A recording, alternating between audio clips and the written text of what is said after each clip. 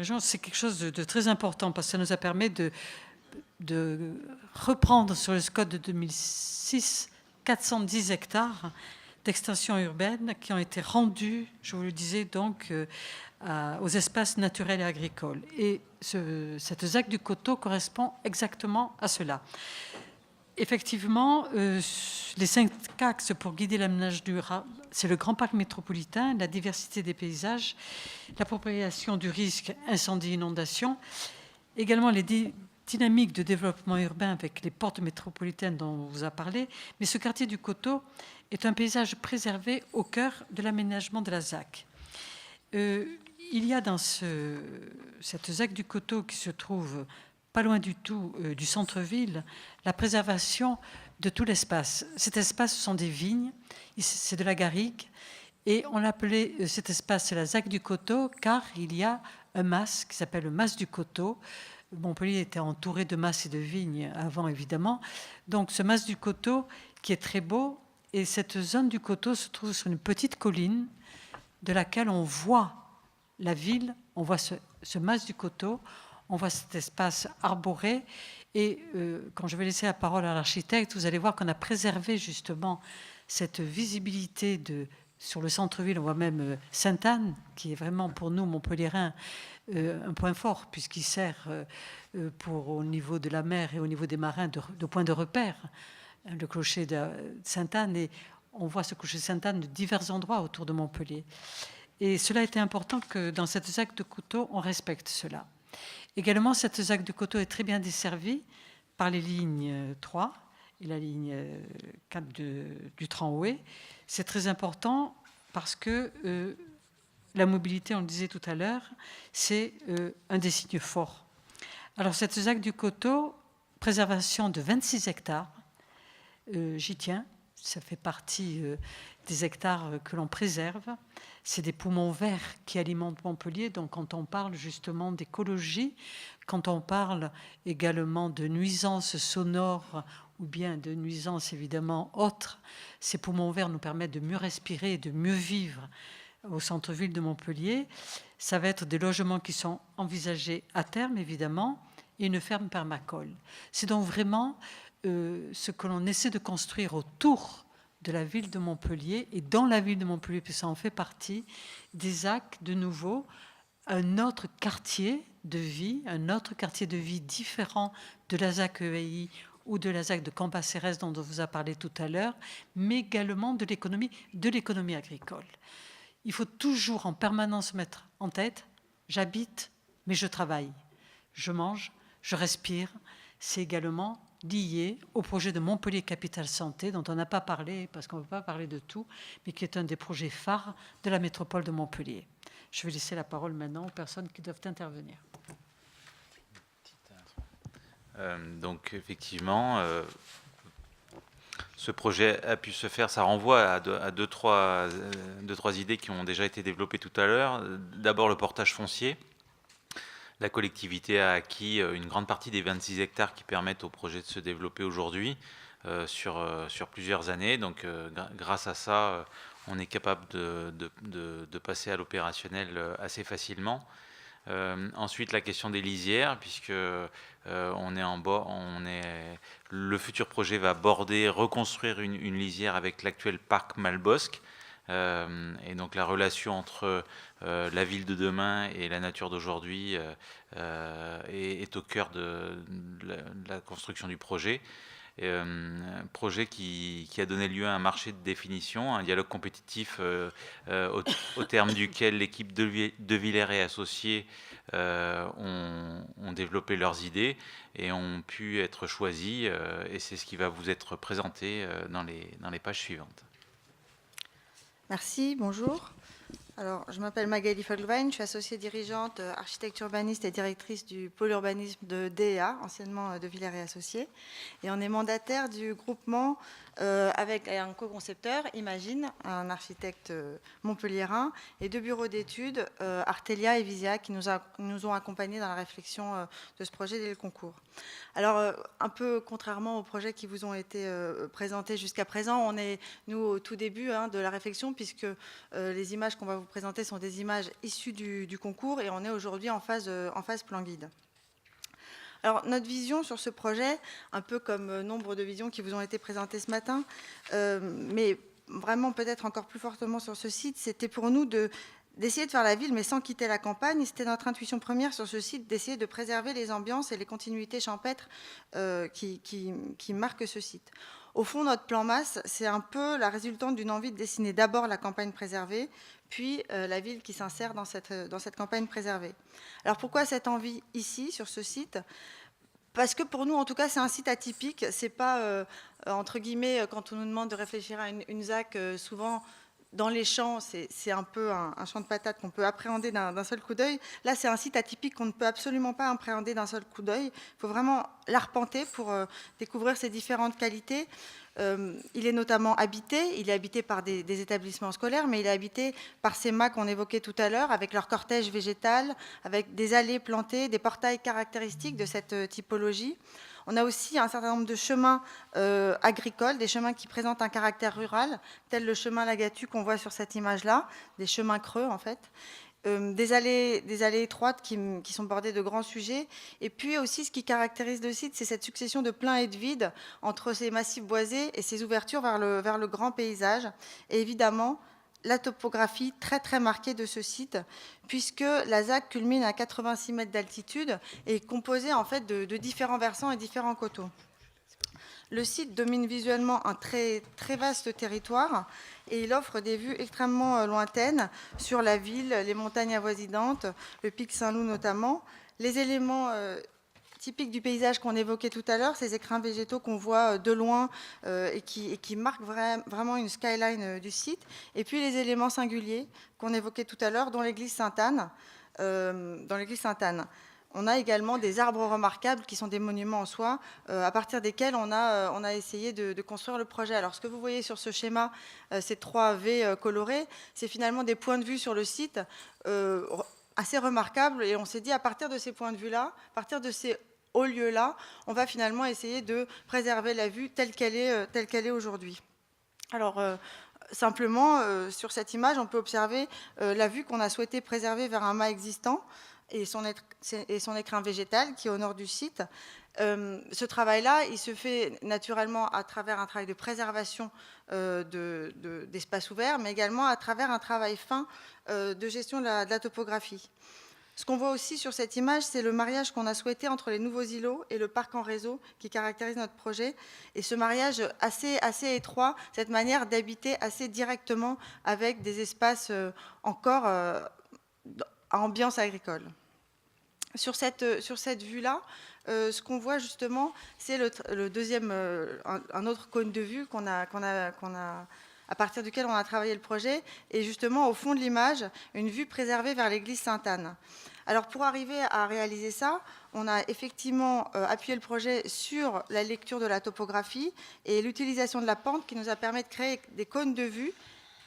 Et en fait, en réalité, on a, à partir d'un point haut, des cônes de vue qui échappent à une première strate basse construite non loin du chemin creux.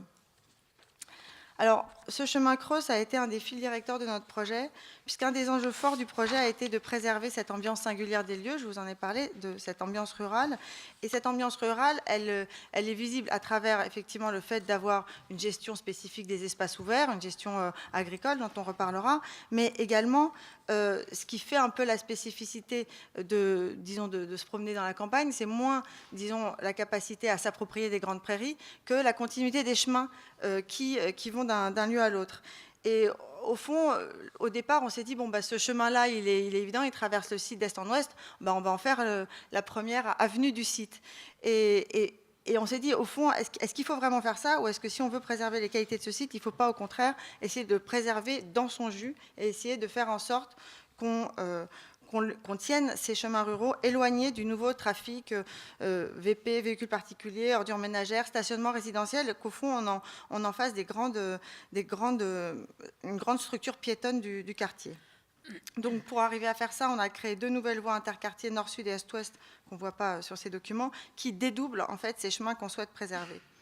Cette rue Lagatu, donc elle a aussi l'intérêt de préserver dans ce profil-là son ambiance plus fraîche, puisqu'on la conforte en créant des bandes plantées de 5 à 8 mètres de large de part et d'autre, ce qui crée un tunnel de verdure multistrate qui véritablement va permettre de travailler sur l'îlot de fraîcheur et les ambiances méditerranéennes dans ce quartier. Et on va également essayer de travailler sur l'ambiance singulière de ces lieux-là, en travaillant à réinterpréter, par exemple, des murs de pierre sèche. Alors, le deuxième haut lieu de ce quartier, ce sera évidemment la terrasse de Malbosc. Elle est face au parc et elle offre au fond un nouveau belvédère qui met en valeur les vastes étendues qu'offre le parc qui est préservé de 32 hectares, un des plus grands de la métropole. Et cette terrasse piétonne largement plantée, elle domine le paysage. Lors de la réunion publique l'autre jour, des gens nous ont dit c'est déjà un lieu sur lequel on va naturellement, alors même qu'aujourd'hui, ça n'est qu'un parking. Et le point de vue et le coucher de soleil à cet endroit-là sont vraiment fantastiques. Donc l'idée, c'est d'en faire un véritable lieu de convivialité pour partager un café, un apéro au moment du coucher du soleil, un lieu de proximité aussi à l'échelle du quartier. Finalement, c'est un site qui est déjà habité par un collège, un lycée, une école, et au fond, cette terrasse, elle fait le lien également entre tous ces équipements-là et les nouveaux équipements qui viennent d'ouvrir, le boulodrome et les terrains de sport à proximité. Alors, entre ces grands éléments, disons, ces hauts lieux paysagers, ces grands éléments de campagne, évidemment, il faut aussi penser à construire la ville. Et donc, ce qu'on a proposé, c'est un tissu urbain qui offre, c'est ce qu'on voit avec ce code graphique coloré, une mixité systématique de produits à l'échelle de l'îlot. Et pourquoi, évidemment, c'était ce que le programme portait, l'idée d'avoir effectivement une part belle qui soit faite aux familles. Et pour ça, on a vraiment essayé de penser le plus possible la place du logement individuel dans ces différents quartiers et dans différentes typologies. On a également évidemment essayé de penser un tissu méditerranéen. Vous remarquerez qu'on a un certain nombre de venelles qui sont orientées de manière à ce que les îlots fassent face de manière intelligente à la tramontane et qu'on ait finalement des espaces protégés sud-est et pas nord-ouest. Et on a également tout un travail pour ouvrir des vues longues aux habitants. Alors ce tissu urbain, il est au fond par rapport à ce qu'on fait aujourd'hui, il est assez atypique. C'est assez difficile de se rendre compte parce que c'est un plan qui n'a pas d'échelle, mais au fond, on a des îlots vraiment très fins et du coup des bâtiments très fins également, puisque l'enjeu, c'est d'être le plus possible traversant. Alors, puisqu'on parle d'îlots, et on va parler de logement, et pour ce quartier qui a à dominante logement, l'enjeu, c'est évidemment de repenser des logements qui soient durables, désirables, abordables et méditerranéens. Et pour nous, ça veut dire quoi? Ça veut dire qu'avant de penser l'innovation technologique, il faut d'abord maîtriser les basiques de l'attractivité du logement pour réellement arriver à faire concurrence finalement à la fuite des familles dans le périurbain. Et donc, on s'est focalisé sur un certain nombre de basiques de l'attractivité. Et on a essayé de penser des formes urbaines dans lesquelles la terrasse, avant le balcon, la terrasse et le jardin, soient les espaces extérieurs de priorité qu'on offre à chacun des logements, parce que le contact intime qu'on offre avec le ciel et le grand paysage est vraiment différenciant. L'idée aussi, ce sera de focaliser l'attention sur les annexes du logement, les placards, les garages. Les placards, dans la société de consommation dans laquelle on est, c'est essentiel dans un habitat dans lequel on passe de plus en plus de temps. Et le garage, c'est l'idée d'une pièce à tout faire, d'une pièce en plus qu'il faudrait pouvoir mutualiser à l'échelle de plusieurs logements. La question de l'architecture méditerranéenne, évidemment, la conception bioclimatique des logements, elle passe d'abord par le dessin de la trame urbaine et l'orientation des logements. Et puis l'évolutivité comme principe de base, avec notamment en profitant du fait qu'on a un certain nombre de maisons superposées, de maisons, l'idée d'avoir des combles aménageables et aussi des logements qui dissocient la valeur d'usage et la valeur patrimoniale.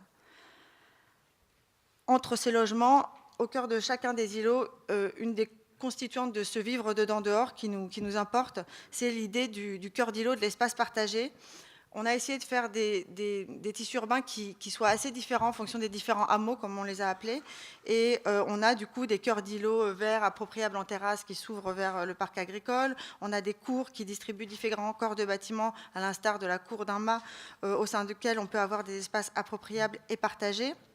Et puis, l'idée, c'est évidemment que tous ces espaces extérieurs soient largement végétalisés pour qu'ils soient des relais d'îlots de fraîcheur. Alors, entre ces logements et ces hauts lieux, ou ces hauts liens emblématiques, on a un réseau extrêmement fin de cheminement maillé qui va faire le lien entre tout ça. Et le réseau piéton qui va irriguer tous ces îlots-là est composé de venelles et de chemins avec comme clé d'entrée la zone de rencontre qui, au fond, déjà s'inspire de ce qui a été fait sur la ZAC Malbosc. L'idée, c'est de favoriser la pratique de la ville à pied, en vélo, en triporteur, en poussette, enfin tout ce qui sera permis sur ce site quand la topographie le permet. Et très paysager, ce réseau de chemins passe indifféremment des pièces urbaines aux pièces rurales.